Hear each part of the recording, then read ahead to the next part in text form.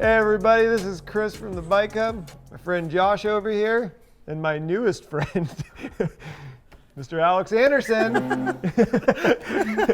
Wow. That was a great intro. Thanks for showing up and seeing this one. We have a special guest, our second guest, because John was our first guest, but he's not really a guest. If you work here, you're not a guest. So you're a real guest. Yeah, you're our first real John's guest. an obligation. Perfect. Thanks for I don't being work our here. I first just spend guest. lots of money here. It's all good. It's usually my We line. may have had to pay him to be on, but it was worth it. So, Mr. Alex Anderson started GNAAR MTB Coaching. What's it stand that's for, right. Alex? GNAAR stands for Growing New and Advanced Riders. Sounds really sweet.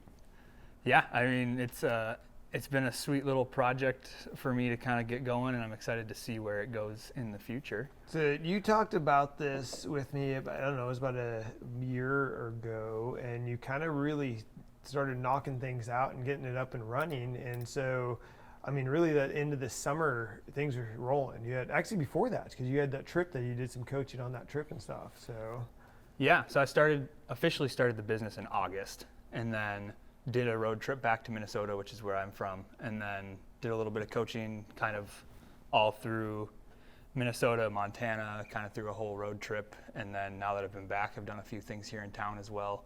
And yeah, hopefully next year it'll be a little bit more solidified. You know, this year I was kind of just feeling things out and seeing what I like to do with the coaching, and hopefully next year then I can take what I've learned this year and just grow on it. What do you like to do?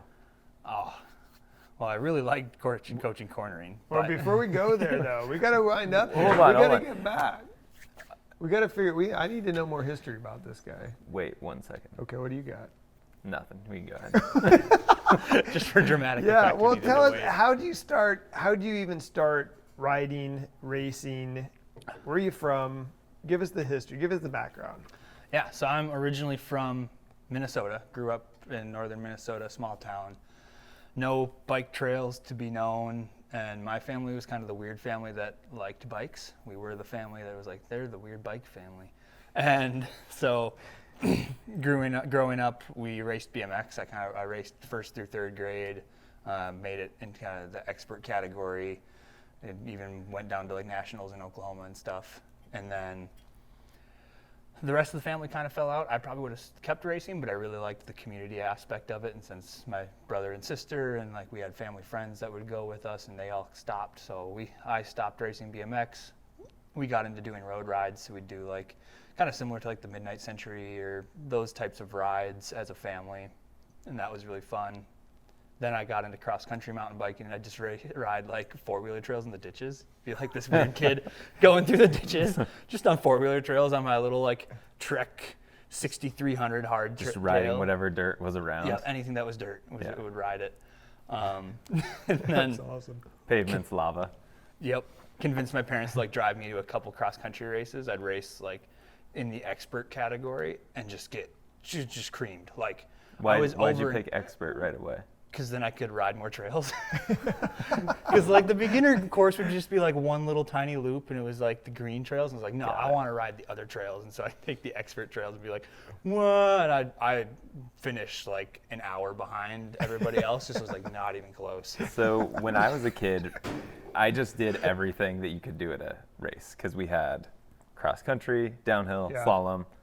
So I just did all of it. We were spoiled up here in the we didn't have Northwest. to like. I didn't know anything other than cross-country racing was a thing. Through the entire cross-country race, I just hoped that something would break. Because I would only do it because it was better than not riding the bike that day. But racing cross-country was horrible.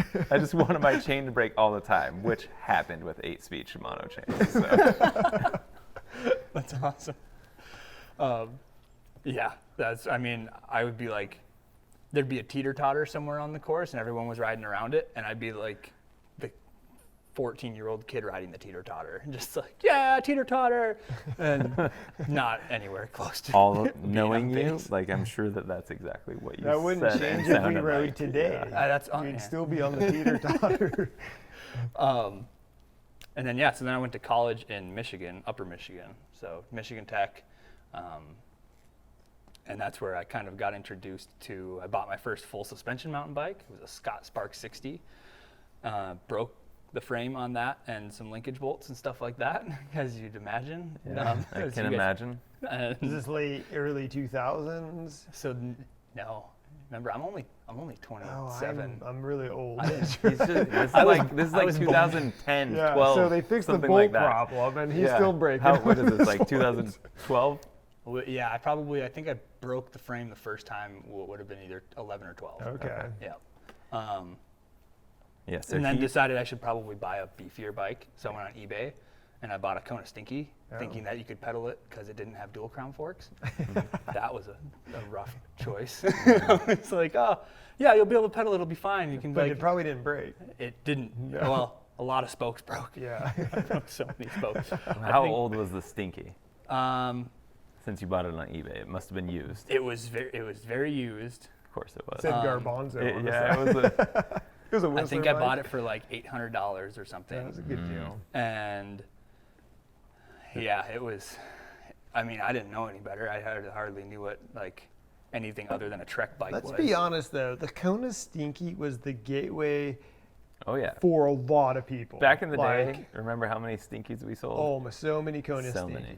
Yeah. I didn't know what it was, and then now knowing more about the bike industry, that's all I ever hear is like, oh, Kona Stinky, that was the bike. It was definitely the gateway bike. Like it Yeah. brought up that, like the shred Yeah. stuff, Bottle rocket. Stinky, Yeah. and Yeah. then The Coiler, that was The that Coiler. was kind of part of Yeah. that whole series. Yeah. Got that. Found out there was a mountain bike club at the college, and so then joined that my second year of college. is there more terrain in Upper Michigan than Yes. where you came from Yeah, before? Okay, a got it. substantially more terrain, an established bike community as well. The cross-country ski trails at the college all had like really solid trail system on it, and then there was kind of a shuttle resort style area up north on the very point of the Upper Peninsula. So like if you look at the Upper Peninsula, there's this little thumb on it. There's a bike trail system up here, and there's a bunch of really fun trails up there, which you can shuttle. And that's how when I got into the bike community, they were like, hey, you want to come up for like a shuttle day and stuff? I was like, that sounds sweet. I don't have to pedal this giant bike up the hill. Perfect. And so started doing that. Did your helmet have a visor or not? No, definitely did not. My very first. How did I even know to ask that question? That's so funny. He's on I a wish- Kona Stinky. He has no visor. my like intro to downhill racing. My very first race was like the weekend after I found out about the bike club. They're like, we're racing in Wisconsin next weekend if anybody wants to come. And I was like, I don't know, that sounds cool. And went over the bars because like the preload on the spring was ranked up way high. So I'm sure whoever I bought the bike from was massive. And just got tossed, snapped my derailleur hanger, had no spare parts whatsoever. Yeah. We're in the middle of Wisconsin. There's no bike store, nothing's going on. Hanger 25. And I was 19 years old or something at that point, and just did the race without a chain at all, and ended up third Nice. in Nice that work. race. And then everybody on the Michigan Tech Cycling Club just knew me as Chainless because nobody knew my name before that. And so then after that, they'd be like, "There's that Chainless guy." And then I raced, my dad's BMX helmet from when I was in like third grade was my first downhill helmet. So that was not kosher at all, knowing like helmet shelf life now. Yeah. I don't think it had a visor.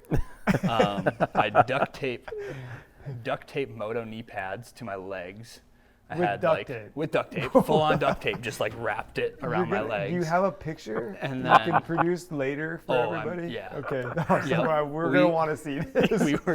we were like the ragtag team because collegiate You're the cycling. Mighty Ducks, huh? You're the Mighty Ducks. Dude, I raced in a hockey jersey at Collegiate Nationals That's awesome. for 1 year. It was just like I went to a thrift store and found an old Michigan Tech hockey jersey and wore that with my duct taped knee pads and like a Liat neck brace that my mom bought me for Christmas because That's she was like, awesome. if you're racing downhill, you need to wear a neck brace. I was like, okay. So like a Liat neck brace. eventually bought one of the sweet white 661 helmets that were dirt cheap and like you could get for $40 or something. Oh, yeah. Like, and yeah, our Michigan Tech crew is just. I have one buddy who he would like. Morning of the race, he'd be like pounding hams and then smashing them into his spokes so that he'd have like however many beers he drank that day were in his spokes. And as he was going downhill, they'd just be like, "Wah!" in his spokes. We took a trip down to Kansas or something, and I think we fit 15 bikes on somebody's Colorado. And then they got down there at like 2 a.m, slept in the field, found out that they got woken up to like a course marshal being like, "Hey, you're on the cross country course." One guy was sleeping under the truck, the other guy was sleeping in the truck. That same trip, I think we fit almost 20 people in one hotel room and then just ravished their like continental breakfast. To sum it up, mountain bike racers are dirtbags all over. The great thing about your story is we were doing the same stuff a decade and a half earlier. It's the same. So it was exact same stories. I love it. So fun. Yeah. So fun. And we'd have like D1 teams, like the lower end people from D1 teams would be like, "Man, we wish we were on your guys' stuff." Because you're having a good time. We were just having a good time. Yeah. You didn't have to compete against your buddy to go to nationals. Like if we were both on Michigan Tech's team, You got to go. essentially you just went to enough races and it was like, okay, yeah, you can go. Whereas if you're on a D1 team, it's like you have to be the top, however many people on your team to get to go to nationals. So yeah, we how'd just you had end fun. up from Michigan then all the way over here? Because that wasn't too shortly after college you made that move then, right? Now, so after college, I moved to Billings, Montana. Worked for BNSF Railway there. Kind of started racing the Montana Enduro Series. That's the first I ever heard of enduros. And then after being there for 2.5 years or so, then I moved to Spokane. And the only reason I even considered was Spokane was because of the Hubblepalooza race that I showed up to. A buddy was like, "You want to go to this race in Washington?" And I was like, "I don't know, are there any good trails over in like Spokane? I don't know." And he's like, "Yeah, they're great." And we showed up. And Did you hear that, Josh? People were moved here because of of your race. Hubblepalooza. I would have never known of Spokane's riding scene had it not been for that race. And it wouldn't have been on my radar to move here whatsoever if there hadn't been riding. Because when I moved from Billings, it was either move back to Minnesota and be close to family, or stay out west and do bike stuff. And I'm currently still doing bike stuff. Obviously, you're here. Yeah. So thanks, Josh, for helping me figure out where I was going to Hey, move. thanks for showing up and be the awkward guy offering to help that I didn't know how to take the help from. So I was the awkward guy. You were the nice guy. This is where we can talk about where we ran into you, because you're in Spokane, right? And you ran into me before I did. Yeah. About maybe the same time-ish? Yeah, I just definitely remembered him from the bike race. And I don't remember.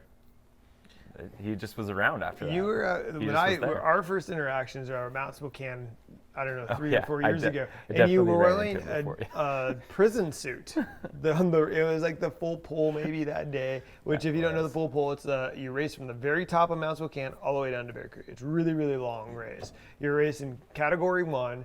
You're in a complete jailbreak outfit.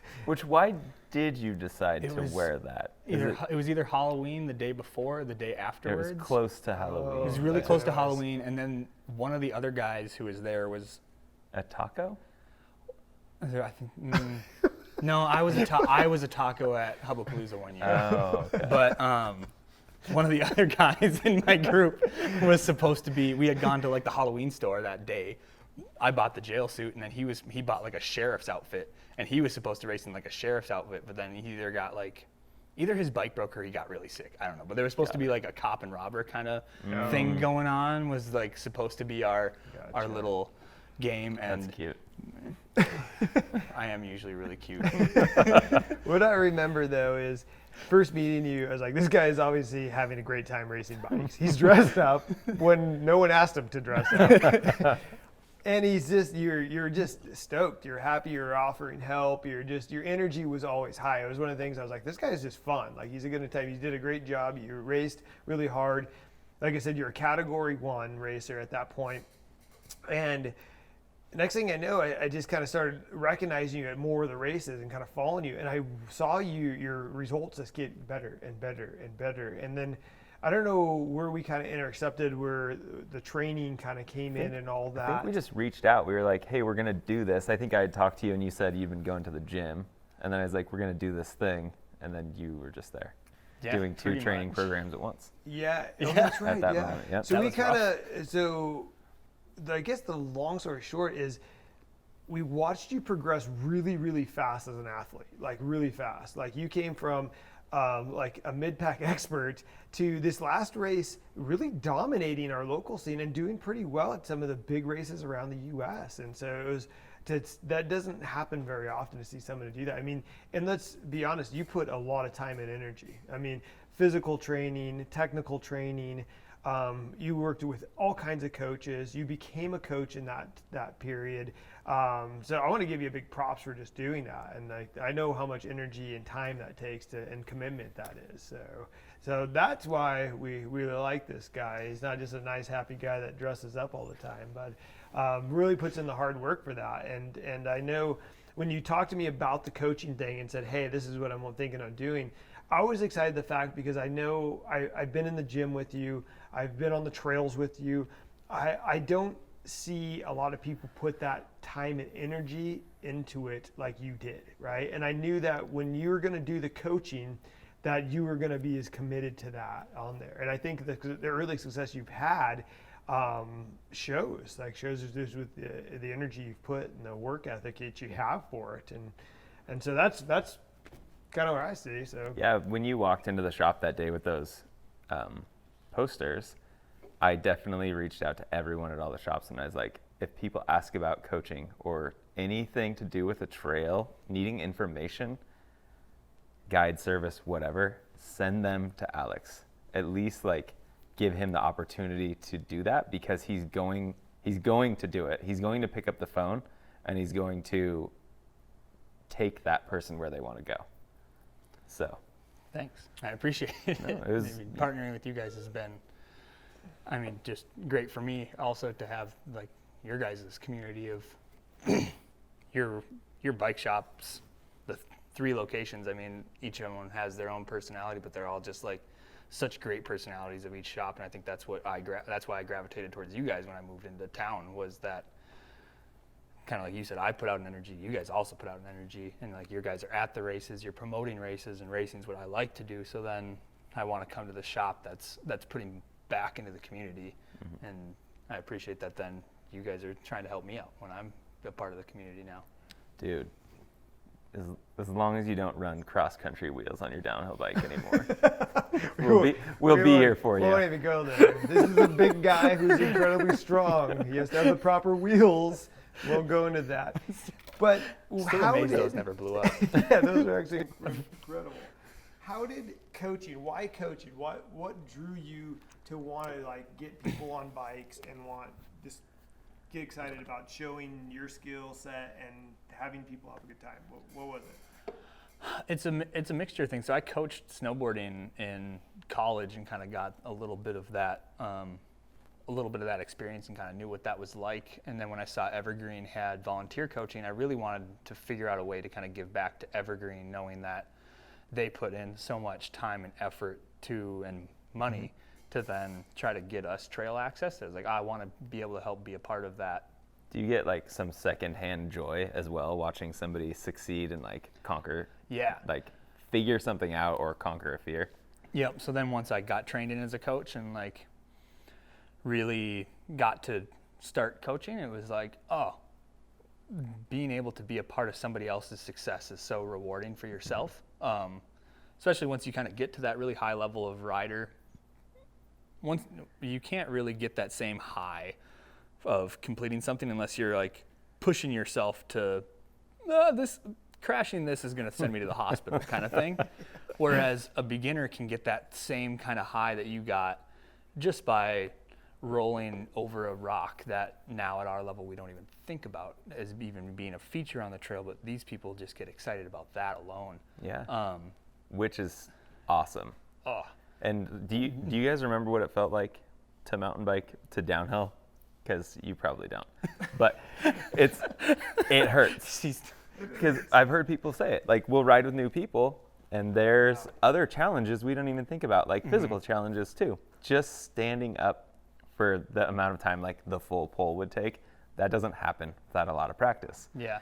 But 3 minutes on a bike just standing up for a downhill race kills a lot of people's legs. Is a lot for some people. There's Backs, so necks. much growth, and to witness that as a coach and be able to like guide somebody through that probably feels good, and you know they're going to make it through it, but Yep.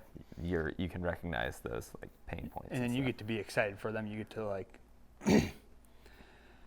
you get kind of a contact high almost, you know, like their stoke level goes up, so then your stoke level can kind of like come up to match it, even though you're just standing there, you're just watching them, you're just telling them how to do it, and all of a sudden I'm excited, I'm like jazzed, I'm pumped, I'm like just there for them, and that gets me going. Yeah, it's awesome. Races aren't really won or lost by being able to just go straight, because anybody can go straight really fast if they decide to let go of the brakes.